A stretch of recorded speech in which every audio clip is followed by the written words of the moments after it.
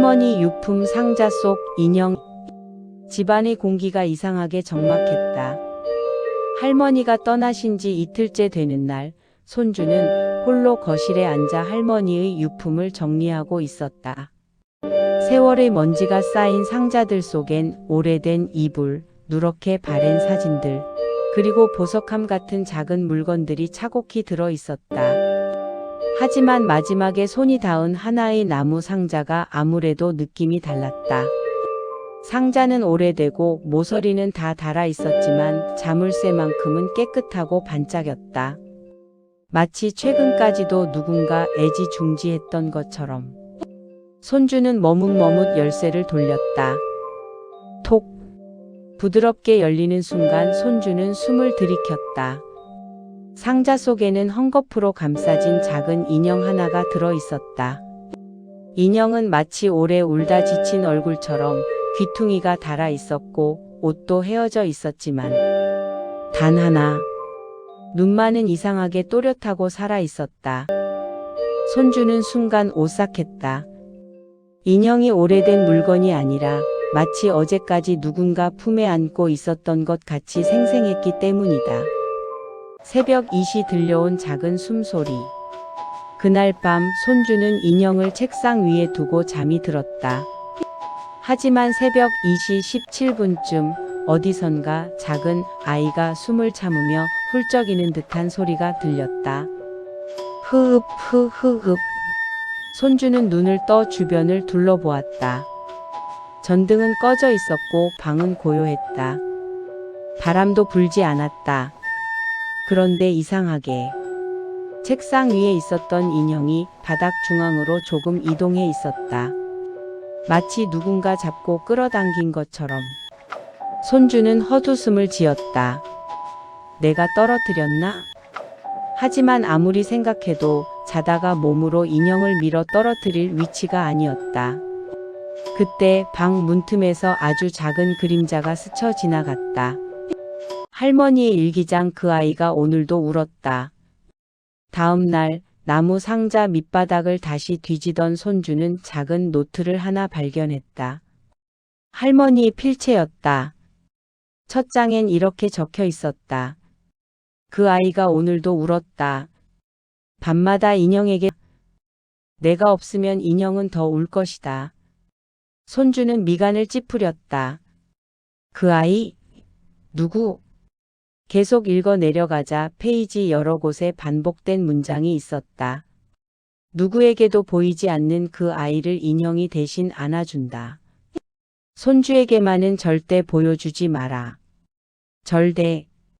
마지막 문장은 붉은 잉크로 덧칠된 듯 강하게 흔들려 있었다. 이웃 할머니의 말. 그 아이는 벌써 죽었어. 불안한 마음에 손주는 이웃에 오래 살던 할머니에게 물었다. 우리 할머니 혹시 숨겨둔 이야기가 있었나요? 일기장에 그 아이라고 적어두신 분이 있던데. 이웃 할머니는 손주를 잠시 바라보다가 낮은 목소리로 말했다. 그래, 내 할머니에게는 아무도 몰랐던 딸이 있었어. 딸요? 응. 그 애는 몸이 약했고 겁이 많았고 인형 없으면 밥도 못 먹고 잠도 못 잤지. 이웃 할머니의 얼굴이 굳어졌다. 근데 그 아이는 내 부모가 결혼하기도 전에 어린 나이에 죽었어. 손주는 온몸의 피가 쑥 빠져나가는 느낌을 받았다. 그럼 이 인형은? 이웃은 고개를 천천히 저었다. 문제는 그 뒤야. 그 애가 죽은 뒤인데도 인형이 집안을 돌아다녔지. 아무도 만지지 않았는데도 말이야. CCTV에 찍힌 작은 그림자. 그날 밤 손주는 거실과 방에 CCTV를 설치했다. 그리고 모니터 앞에서 잠을 청했다. 새벽 38분. 삐익. 작은 움직임 감지 표시. 손주는 모니터를 켰다. 화면 속 인형이 천천히, 아주 천천히 옆으로 움직이고 있었다. 아니, 더 정확히 말하면 인형 옆에 작은 아이 그림자 같은 실루엣이 서 있었다. 실루엣은 손을 내리고 인형의 손을 잡은 것처럼 보였고 화면 끝에서 천천히 사라졌다. 손주 몸이 얼어붙었다. 손가락 하나 움직여지지 않았다. 할머니가 숨기고 싶었던 이유. 다음 날 일기장을 다시 펼치던 손주는 마지막 페이지 뒤에 찢어진 조각 하나를 발견했다. 할머니가 일부러 떼어낸 듯 모서리가 너덜너덜했다. 손주는 조각을 붙여 읽었다. 그 아이는 태어난 지 3년이 지나자 자기 방을 벗어나지 못했다. 그 아이가 떠난 이후 움직이는 것은 인형인데 숨 쉬는 것은 아이였다. 그리고 마지막 문장. 내가 죽으면 그 아이는 손주를 따라갈 것이다. 인형을 버리지 않으면 그 아이도 떠나지 못한다. 인형이 웃었다.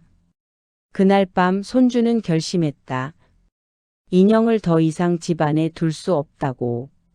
하지만 마침내 인형을 쓰레기 봉투에 넣으려는 순간 인형 입이 아주 미세하게 벌어졌다. 꼭 웃는 것처럼.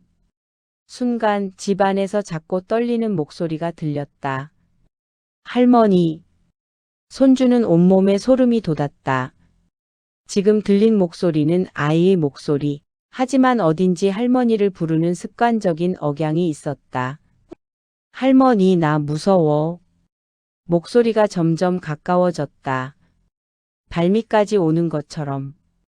마지막 편지 이 인형을 태워라. 손주는 나무 상자를 다시 뒤집어 보았다.